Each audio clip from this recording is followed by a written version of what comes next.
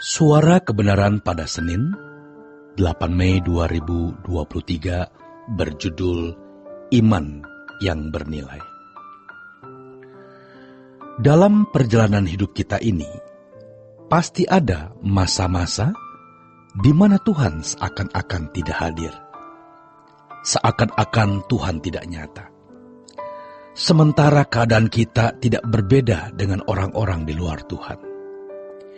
Itulah sebabnya ada orang-orang Kristen terpaksa menjual imannya dengan bergabung dengan mereka yang memiliki kesenangan-kesenangan hidup, yang rasanya itu adalah hal yang membahagiakan. Ketika kita dalam keadaan seakan-akan Tuhan meninggalkan kita, di situ kita belajar untuk percaya.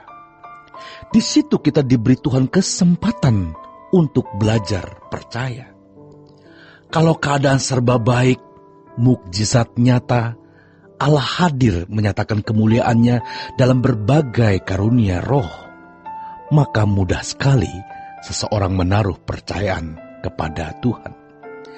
Tetapi kalau dalam situasi di mana seakan-akan Tuhan meninggalkan kita, apalagi kita yang sungguh-sungguh mencari Tuhan, dan keadaan kita tidak berbeda dengan mereka, bahkan mungkin keadaan lebih terpuruk, lebih susah dibanding mereka.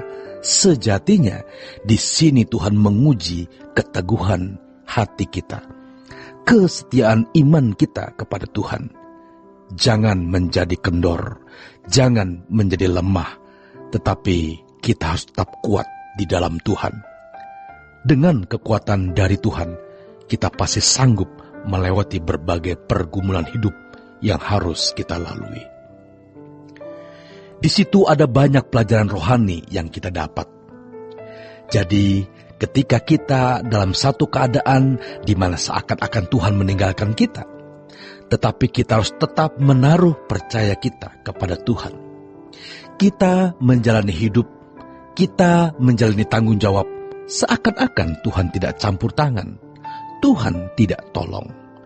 Ada saja yang harus kita alami. Kesulitan demi kesulitan, ada saja yang harus kita alami. Tetapi itu tidak menjadi masalah. Kita tetap bertekun di dalam Tuhan dan menantikan Tuhan.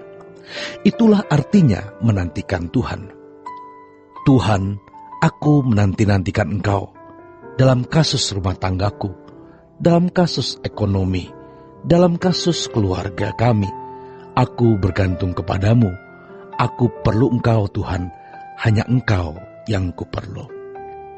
Saudaraku, kita belajar bertahan di tengah-tengah keadaan yang sulit.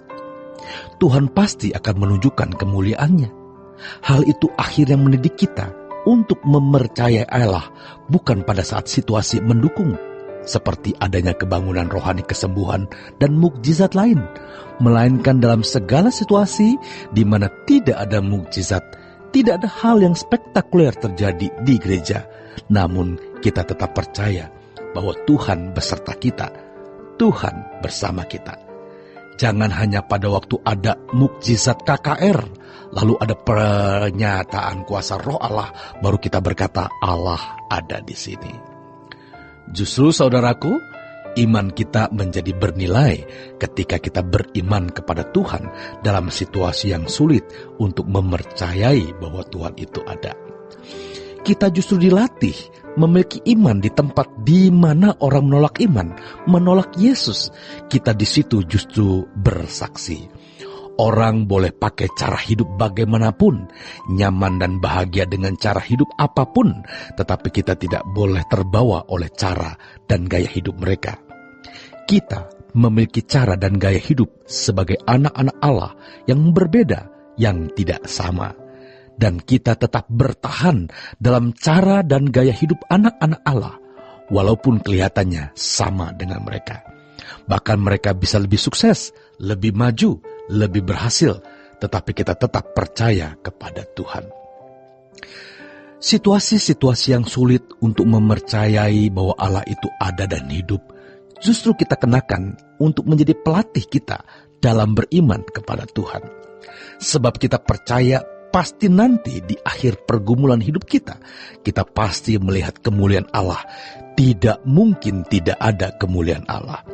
Waktu demi waktu yang kita habiskan untuk mencari Tuhan pasti membuahkan buah yang luar biasa. Jadi saudaraku yang kurang serius, marilah kita belajar untuk serius. Tuhan melihat, menandai seberapa kita serius atau tidak. Ibarat ikan, kita harus serius sedang menuju satu tujuan. Jangan menyimpang ke kanan atau ke kiri. Walau penuh dengan arus, kita tetap melawan arus. Mari kita menuju satu tujuan. Tujuan kita adalah rumah Bapa, langit baru dan bumi yang baru. Karena kita tahu di mana rumah kita berada, Roh Kudus pasti juga memberi kita kepekaan, nurani untuk menghayati di mana rumah yang sesungguhnya untuk kita. Kita punya kepekaan untuk kembali ke rumah di mana Bapa telah sediakan itu bagi kita. Jadi, kita tetap setia walaupun keadaan kita tidak berbeda, bahkan lebih terpuruk dibandingkan dengan mereka yang tidak mencari Tuhan. Janganlah hal jasmani menjadi ukuran penyertaan Tuhan. Tuhan tetap beserta kita, apapun keadaan kita, dan pasti kita akan melihat kemuliaan Tuhan ke depan. Selamat berjuang saudaraku. Tuhan Yesus memberkati.